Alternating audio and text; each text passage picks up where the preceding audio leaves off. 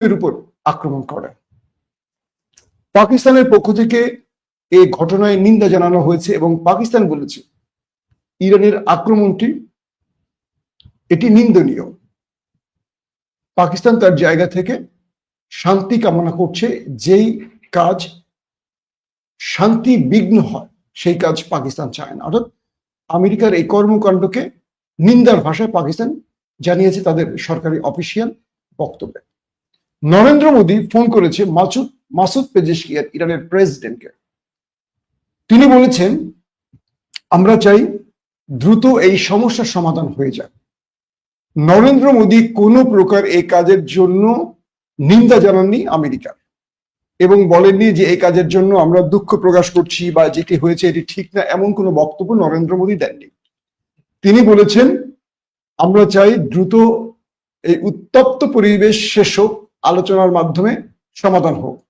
কিন্তু একটি স্বাধীন সার্বভৌম রাষ্ট্রের উপর আরেকটি দখলদার রাষ্ট্রের হামলা, এটিকে কোনোভাবে নিন্দা বা প্রতিবাদ বা এর ব্যাপারে কোনো প্রকার দুঃখ প্রকাশ একটিও নরেন্দ্র মোদী করেননি, শুধু রুটিন ওয়ার্ক জানিয়েছে। একটু আপনাদের বলে নিতে হয় ভারত এবং ইরানের সখ্যতার লেভেলটা কি। আপনারা জানেন এই ইরান ভারত পাকিস্তান ইস্যুতে ভারতকে সাপোর্ট দেয়, এই ইরান। এবং ইরান মানে পাকিস্তানকে বিভিন্নভাবে রাজনৈতিক বিভিন্ন সমস্যায় বা ভূ রাজনীতির বিভিন্ন বড় বড় ষড়যন্ত্রমূলক জায়গায় ইরানের সহযোগিতা পেয়েছিল ভারত।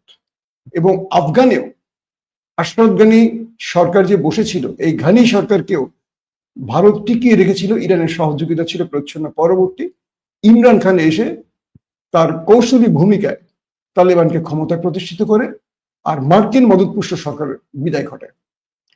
আজকের দৃশ্যপটে সেই পাকিস্তানি দাঁড়িয়েছে ইরানের পাশে, কিন্তু সবচেয়ে বড় প্রতারণা বেইমানিটি করলো ইরানের বন্ধু ভারত। কি নির্লজ্জ, চিন্তা করতে পারেন। ভারতের এয়ার স্পেস ব্যবহার করেছে, ভারতের সাগর ব্যবহার করেছে, ভারতের সীমানার রূপ ব্যবহার করেছে, তারপরে ইরানে আক্রমণ করেছে। কিন্তু ভারত এই ঘটনার জন্য কোনো নিন্দা, দুঃখ, আফসোস কিচ্ছু ভারতের নেই। ইরান বুঝতে পারছে যে ওরা পেছন থেকে আসলে ছুরি মারে। আজকে দেরিতে হলেও ইরান বুঝতে পেরেছে যে আসলে মুসলমানদের বন্ধু ওরা কখনো হয় না, হবেও না। হয়তোবা বাণিজ্যিক সম্পর্কের জন্য ঠিক আছে, কিন্তু পাকিস্তান ভারত প্রশ্নে ভারতকে কখনো বন্ধু ভাবা দেশটি আজ বুঝতে পেরেছে দুঃসময় পেছন থেকে ছুরিটা কারা মারলো। 2 নম্বর বিষয়, আইআরজিসি স্পষ্ট বলে দিয়েছে যে ব্রিটেন, আমেরিকা, ফ্রান্স এবং ভারতের পতাকাবাহী কোনো জাহাজ পেলে এটা হবে তাদের এখন লক্ষ্যবস্তু। এবার খেলা সামলাও মিস্টার নরেন্দ্র মোদী। হরমুজ প্রণালী বলি, পার্সিয়ান গল্ফ বলি, অর্থাৎ ইরানের নাগালের মধ্যে যেই নৌপথগুলো আছে সেখান থেকে যুক্তরাষ্ট্র, ব্রিটেন, ফ্রান্স এবং ভারতের পতাকাবাহী কোনো জাহাজকে আর ছাড় দেওয়া হবে না। পাওয়া মাত্রই অ্যাটাক। কে বলছে? আইআরজিসি কারা? যারা এখন যুদ্ধটা পরিচালনা করছে ইরানের। এবার নরেন্দ্র মোদী হুঁশ হয়ে যাবে। দ্বিতীয় ব্রেকিং খবরটি সেটি হলো